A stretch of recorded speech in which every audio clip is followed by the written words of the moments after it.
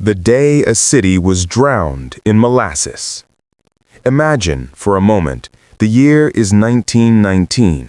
The place is Boston, Massachusetts, the North End, a vibrant, densely packed neighborhood near the harbor, pulsating with the life of Italian immigrants, bustling with workers, and crisscrossed by the rumbling elevated train. It is January 15th, a Wednesday, and an unseasonably warm day. The temperature has shot up into the low 40s after a frigid spell, bringing people out of their tenements and offices to enjoy the brief respite from winter. Children are out of school due to the mild weather, playing in the streets. Workers are returning from lunch. Everything seems perfectly ordinary. Then, a sound. Not a siren, not the clang of a trolley, but a deep, guttural, sustained roar, a noise witnesses would later liken to a machine gun or the passing of an express train. And then the smell. A smell that was a familiar, if cloying, part of the North End landscape, but which suddenly became overwhelming, a monstrous, sickening wave of sweetness, the stench of fermenting molasses. Before anyone could process the sound or the smell, it appeared, an enormous, roiling, dark brown wave, cresting to a height of 25 feet. Some witnesses claimed it was as high as 40, and moving with the velocity of a speeding train, an estimated 35 miles per hour. This was no flood of water. This was a colossal, catastrophic tsunami of 2.3 million gallons of industrial molasses. This is the true story of the Great Molasses Flood, a disaster so bizarre, so unprecedented, and so devastating that it remains one of the strangest and most tragic footnotes in American history. It is a story of corporate negligence, shoddy engineering, and the sheer unstoppable physics of a common kitchen ingredient turned killer. The tank and the treacle gold rush. To understand the disaster, you must understand the substance, molasses. In the early 20th century, particularly during the era of World War I, molasses was industrial gold. It was a key ingredient in the production of ethyl alcohol, the essential component for munitions, and, crucially for the Purity Distilling Company, the primary product used to make industrial alcohol for alcoholic beverages. At the heart of the North End stood Purity Distilling's massive storage tank. Built in 1915, it was a metallic behemoth, 50 feet tall, 90 feet in diameter, and capable of holding 2.5 million gallons. The tank was not a handsome addition to the skyline, and it was certainly not beloved by the neighborhood. From the day it was erected, the tank was a source of complaint. Residents whispered that it was poorly constructed. Workers had noticed leaks almost immediately, with molasses oozing from the seams. Local children would even bring pails and spoons to collect the sweet leakage from the tank's base.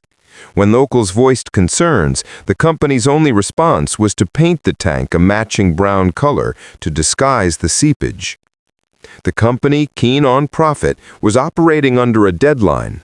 The ratification of the 18th Amendment, prohibition, was imminent, and Purity Distilling was rushing to maximize its production of alcohol before it became illegal.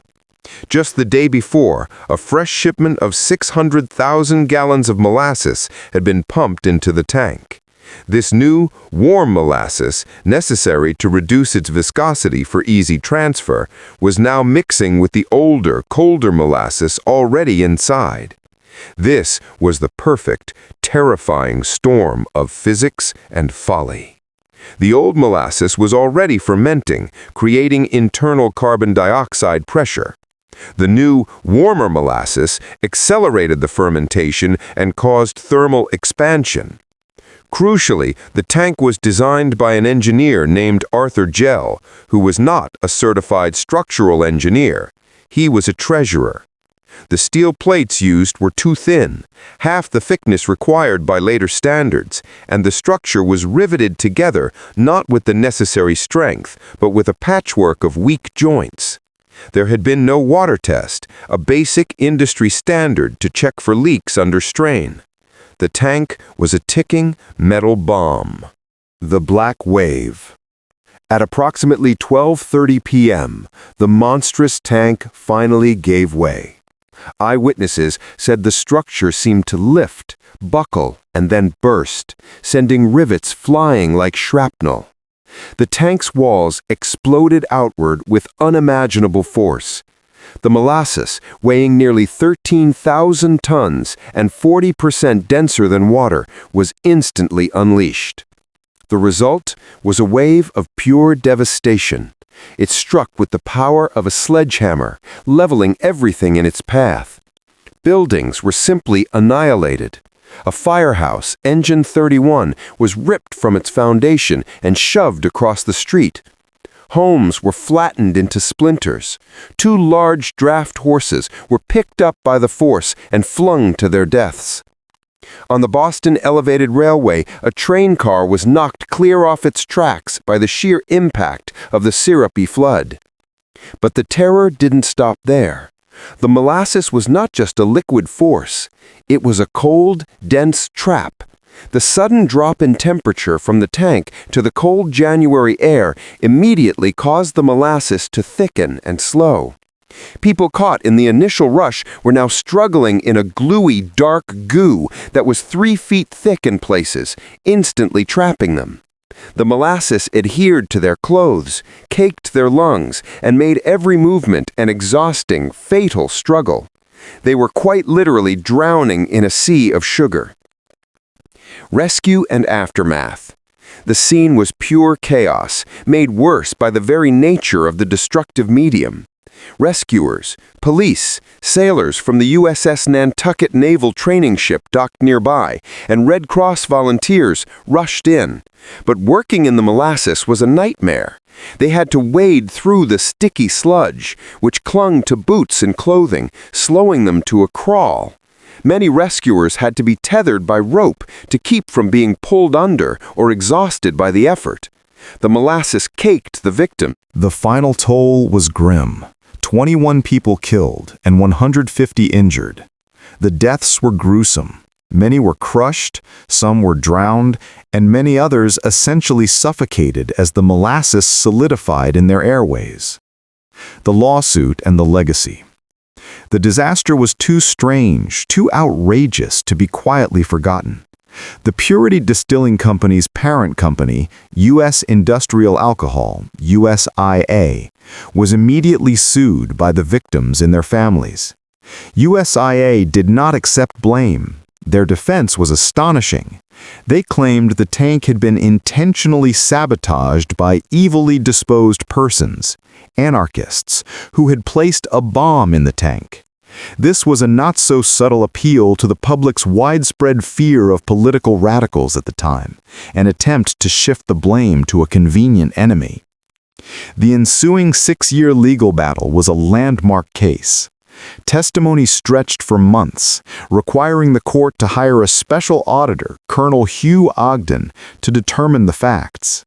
For the first time in American legal history, a major civil suit relied heavily on expert witnesses, engineers, metallurgists, and architects, who provided scientific evidence to argue their case. The experts proved that the tank was structurally unsound, had been built without proper inspection, and had been doomed to fail the moment it was filled. The temperature change, the fermentation, and the shoddy design were the true culprits. In 1925, USIA was finally found liable and ordered to pay $1 million in damages to the victims and their families, a staggering sum for the time.